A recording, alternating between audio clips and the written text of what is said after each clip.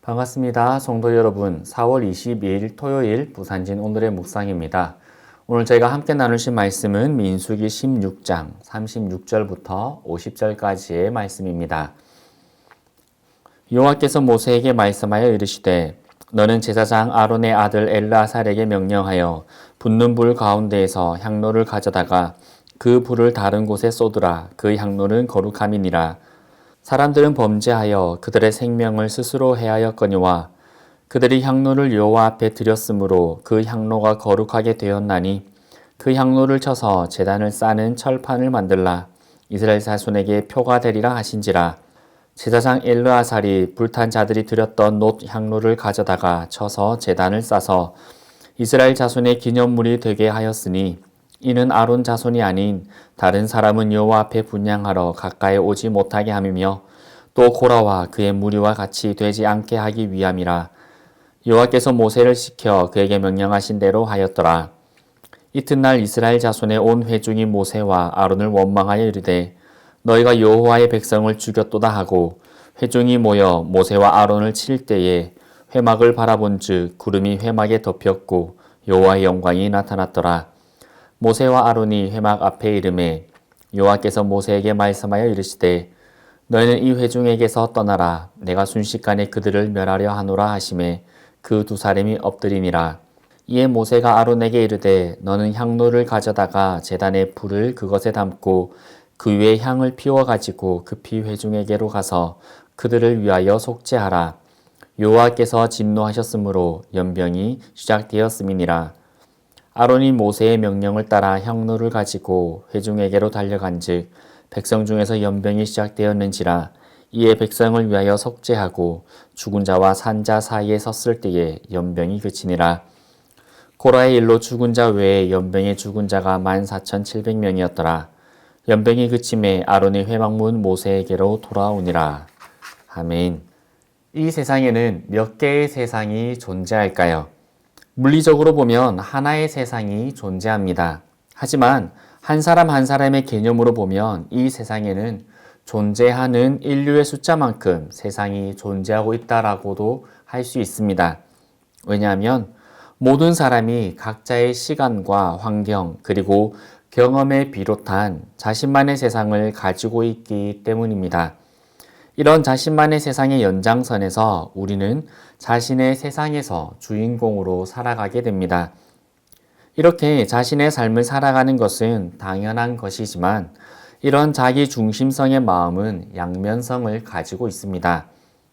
자기 중심성이 하나님 안에서 바른 균형을 이루면 그 마음은 자기 십자가를 지고 살아가는 상급의 삶이 되겠지만 자기 중심성이 교만해지면 자신이 하나님의 자리에 앉게 됩니다.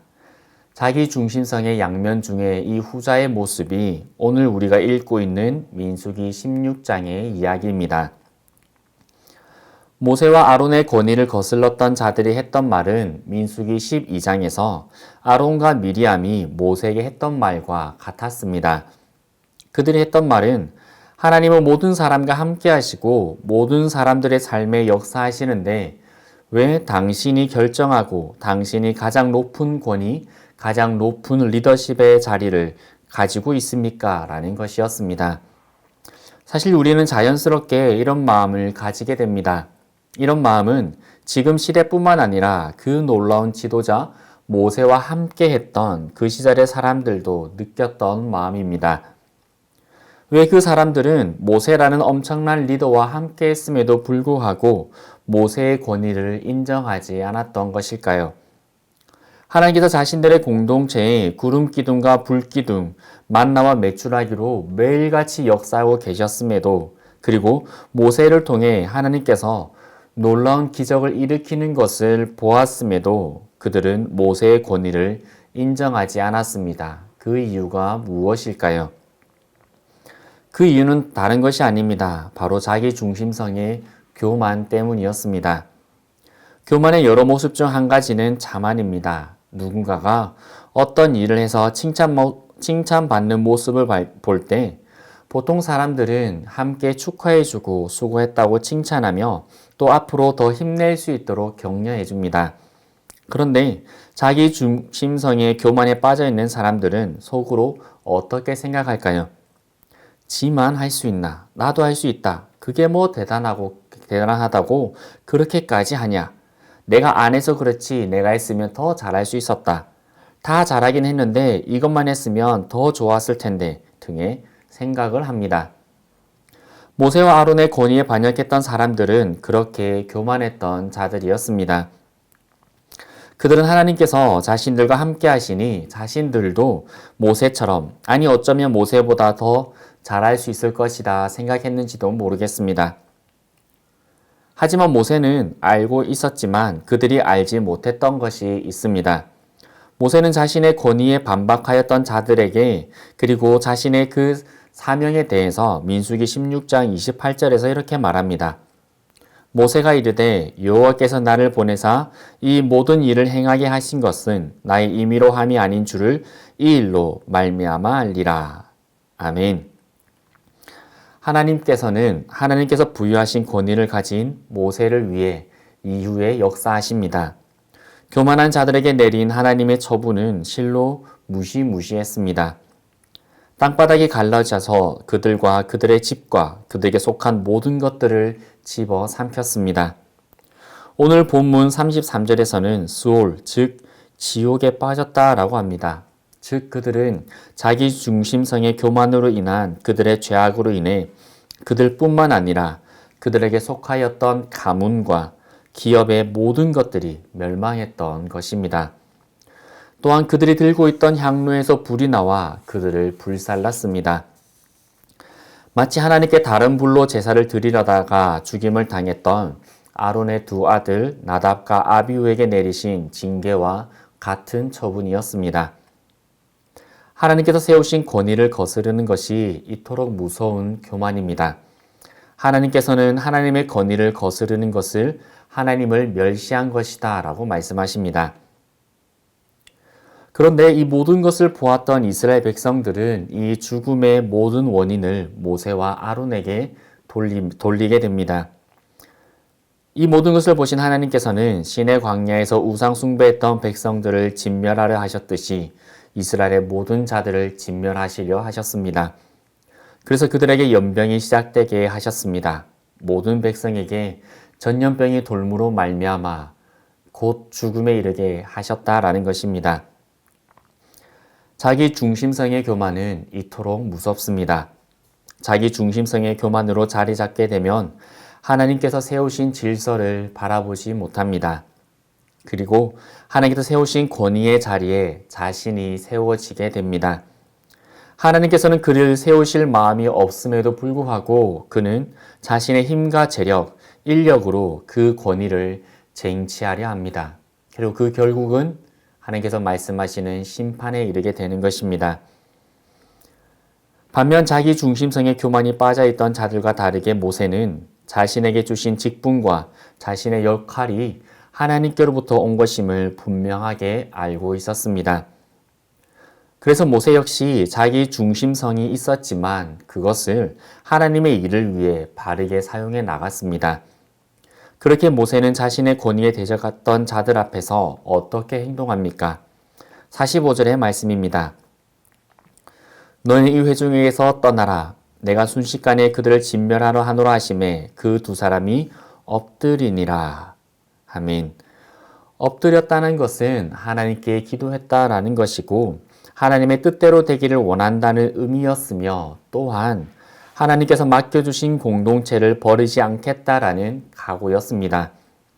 16장 4절에서 모세는 자신의 권위에 대적하는 이들 앞에서 하나님께 기도함으로 엎드렸고 21절과 22절에서 하나님께서 그들을 순식간에 멸하고자 하시며 모세와 아론에게 그곳을 떠나라 말씀하실 때에 모세는 그 회중을 떠나지 않고 그 회중 가운데에 함께함으로 엎드렸습니다. 45절에서 모세와 아론은 동일한 간절함과 각오로 하나님께서 진노하시겠다라고 하신 그 현장에 엎드렸습니다. 이런 간절함과 각오가 있었기에 아론은 모세의 명령에 따라서 연병으로 인해 죽은 자와 산 자가 갈라지고 있는 그 전염병의 현장, 그 정중앙에 설 수 있었던 것입니다. 이 모든 것이 멸망과 생명 사이에 서셨던 우리 주님의 십자가의 은혜와 닮아 있는 모습입니다. 여러분은 어떠합니까? 자기 중심성이 하나님 앞에서 바르게 균형 잡혀 있습니까? 아니면 민수기 16장에 나오는 자들처럼 자기 중심성의 교만에 빠져 있습니까? 우리는 이미 자기 중심성에서 자유로울 수는 없습니다. 그것이 왜냐하면 선악을 알게 하는 나무의 열매를 먹은 결과이기 때문입니다. 모든 일들은 나의 경험과 모든 상황으로 판단하며 살아갈 수밖에 없습니다. 다만 우리의 자기 중심성을 하나님 안에서 바르게 균형 잡아 나가는 것을 우리가 힘써야 할 것입니다. 오늘 하루 이스라엘 백성의 모습을 거울 삼아 우리의 삶에서 자기 중심성의 교만을 버리고 하나님 안에서 바른 자기 중심성을 세워나가는 우리 성도님들의 삶이 되시기를 소망합니다. 함께 기도드리겠습니다. 하나님 아버지, 오늘 우리의 삶을 이스라엘 백성들의 그 신앙과 그들의 모습 앞에 비추어 봅니다. 자기 중심성의 모습이 하나님 앞에서 바르게 세워져 있는지 아니면 교만에 빠져 있는지를 되돌아보기를 원합니다. 하나님께서 세우신 그 질서에 하나님께서 이루어 가시는 그 일들에 우리는 어떻게 반응하고 있습니까? 내가 해야지만 더 잘하고 내가 했으면 훨씬 더 좋은 결과를 나왔을 것이라는 그러한 교만에 빠져 있지는 않습니까?